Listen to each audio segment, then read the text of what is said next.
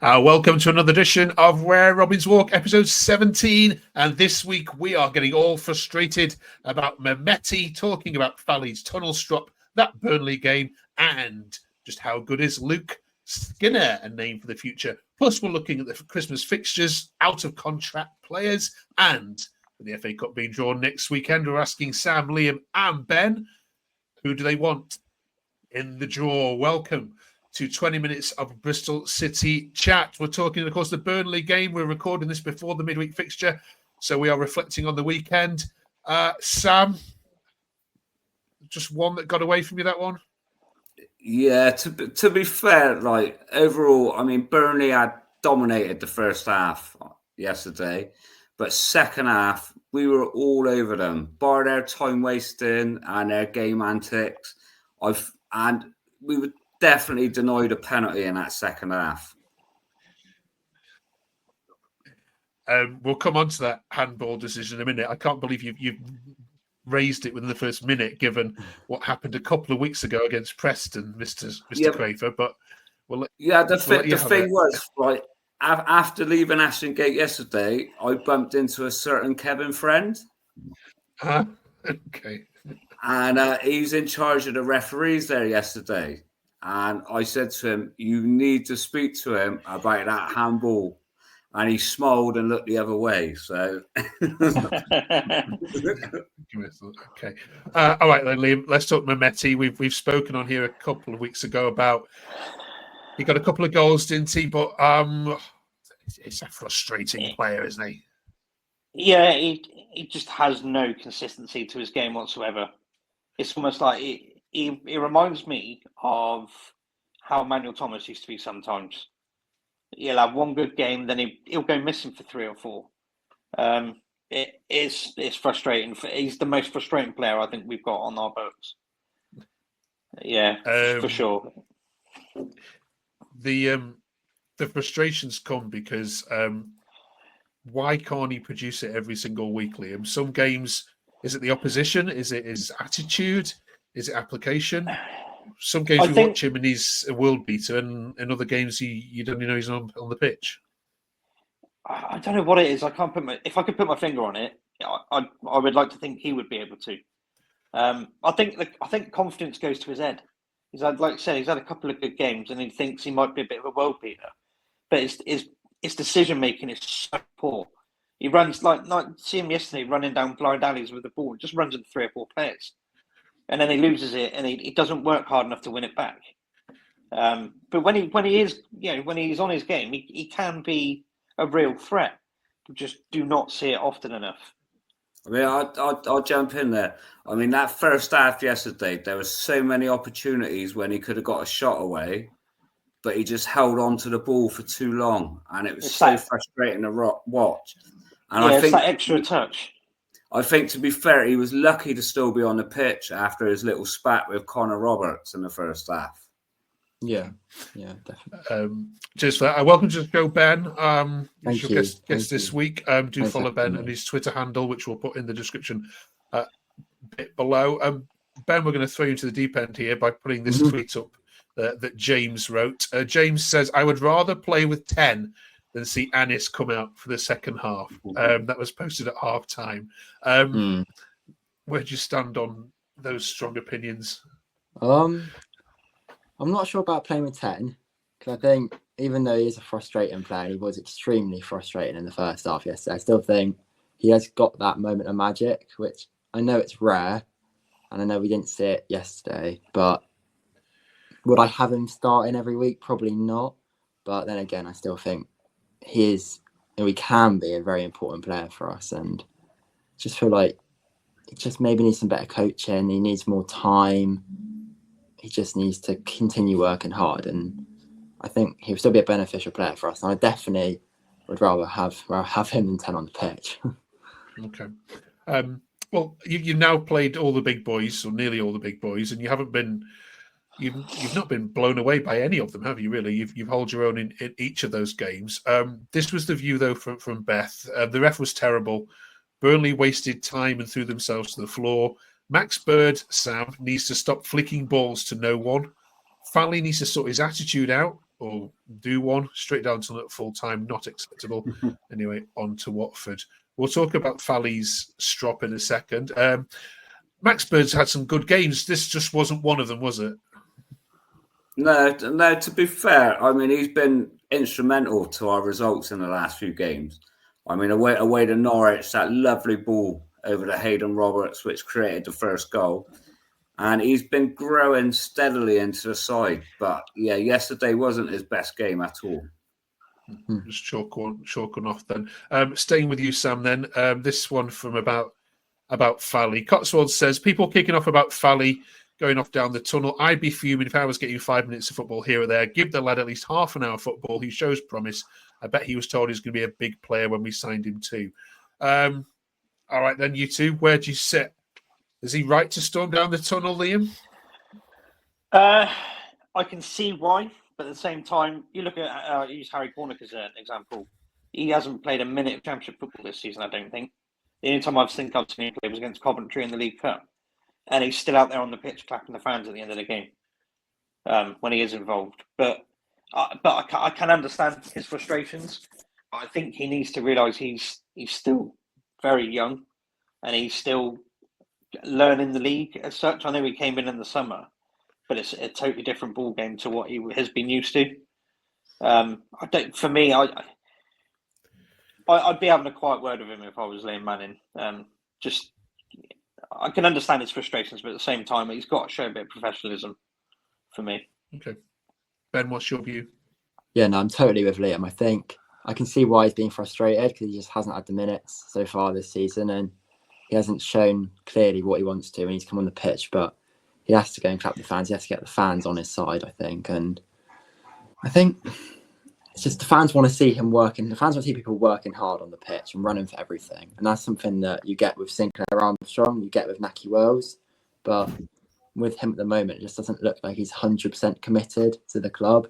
And not clapping the fans at the end is something which, well, no fans want to see. And yes, I can see he's frustrated, but he just needs to keep working hard, getting at it. And he will get the minutes because he's clearly a talent. And he clearly will be a talent when he's older. But we just need to give him time. But yeah, he has to show more to the fans, really, and just to the club in general. All right. And I will just say, like, I know Fali did storm off, but then I did notice he was ushered by some staff and he had to come back on after and clap the fans. So it's as much as his frustrations, he did come back out. You know? Yeah. With persuasion, though, I think. Yeah. I don't know how much. I can understand. I mean, you know, he was brought in as our big player for the summer. He's got the number 9 shirt as well, so he's got a lot of responsibility on that shirt as well. It's all well and good and coming back out, but he shouldn't have stormed off in the first place, Sam. For me, I know. Okay. If you've come across this channel yet, we love having you around, and we're looking for 25 likes on this video today, so hit that thumb button down there for us, please. Massively appreciated. All right, then let's talk about your penalty gripe then, Sam, shall we? A says, I absolutely hate blaming officials after a defeat, but that was proof of ex-Premier League bias. How the penalty was never given for handball and the time wasting. Burnley the better team in large spells, no doubt, but just on to the next one. So then, do you see it as Premier League bias? Are we going down that avenue? Yeah, it's got to be. I mean, I disagree with the Burnley better side for long periods of time. I mean, second half, they had one decent chance, and it was a great save by Max O'Leary. But, they time wasting and that. But that handball, I thought the defender was a basketball player, to be fair. Okay. Liam, what about time wasting? I mean, it's just gamesmanship, isn't it? You'd be doing exactly the same. And actually, we have a lot of fans of other sides claiming the same about you guys throwing yourselves for lots of games. As we've alluded to it in the past, it's the dark arts part of the game. It's always going to be there. I mean, I don't mind it. It's when it happens consistently all the time. That's when it gets frustrating. But you flip it on its head. If we're doing that, we're applauding our players. So it's one of those, isn't it? You can moan all you want, but it's not going to change anything. Okay. One young starlet coming through, which has been highlighted to us, is Luke Skinner. Now his stats, Ben, so far have been something to believe. Under 15s 2 years ago, last season or something, he scored 31 goals, assisted 11. He scored more than 40 last season, and he's only 17. You've got one here, which you'll need to keep away from the Premier League Magpies, won't you? Sounds like it. Yeah, his stats seem outstanding from under 15s, under 16s, and he looks like a real talent. Hopefully, he just gets given the time, works hard. He's got great facilities around him, and yeah, it seems like we've found possibly a bit of a gem, but I don't know, it's difficult to say at this point. But no, definitely the stats are impressive. Yeah. All right, watch this space. Luke Skinner will be a name we'll be talking about in the future. I was going to say, you can quote me on this. In 2026, he'd be signing for Bournemouth for £15 million. All right. Drop us your comments below. Yeah, good luck, Luke, if you are, of course, watching this. We'll track your journey to success wildly. Okay, Christmas then. We're nearly at the end of November. Couple more fixtures to go before we can actually put the Christmas lights up. Let's have a look at how it looks for you guys. I look at this, Liam, and I don't see any kind of worries there. I think, other than perhaps Sunderland away, I think this looks an okay run-in. Do you have the same view? Yeah. I think the ones there, you definitely look at the games at Portsmouth, QPR, possibly Luton, Plymouth. I think those are games we should be looking to get maximum points from. I would take a draw at Watford at the moment. They're playing quite well under Cleverley. And obviously Sunderland, West Brom. They'll be two difficult ones. And West Brom, if we play like we did last year at West Brom, we'll get annihilated. So hopefully, those two, especially in close proximity to each other, I think will be the ones that we should be looking out for. But at the same time, QPR always seems a bit of a banana skin at home. I've been watched us play QPR at home a few times and we haven't done too well. So that's a potential banana skin. The fixture computer has this weird thing, Sam, where you play a team twice in a month. Do you ever think that's fair? I mean, you play Portsmouth, at the start of December, and then 3 weeks later after Christmas. Do you always think that's fair that you have that one team? Surely it should be a bit more balanced, do you think, or not? Does it not matter? It is a bit strange how they work that out, but then it's a nice opportunity for 6 points on the board, isn't it? All right, we won't tell them that you said that. All right then. Of course, it is. It's the transfer window, of course, heading our way as well, and the club will be starting to get their thoughts together on it. Our first thoughts are, what about those out of contract in this summer? Because, of course, as well as getting people in, we're going to have to do some securing here, aren't we?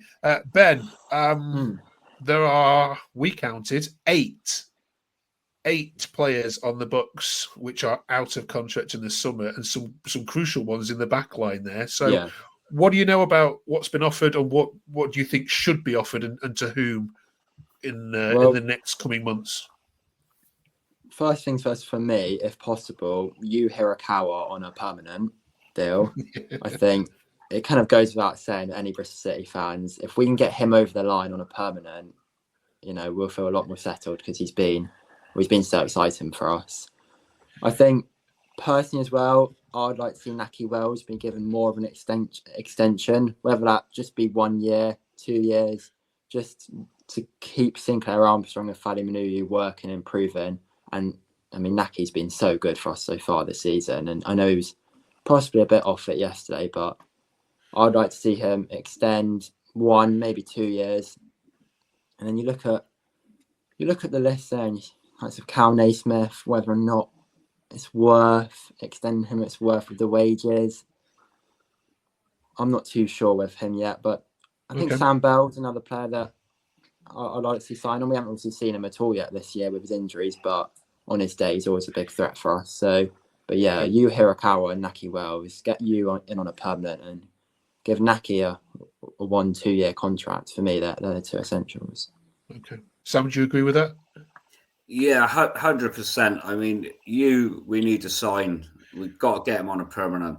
Although he did miss his big opportunity yesterday with a poor touch. Yeah. And he should have, that better touch, that was 1-1 yesterday. But take nothing away from him. He's been a brilliant performer. And obviously, Naki, you know my love for Naki on this channel.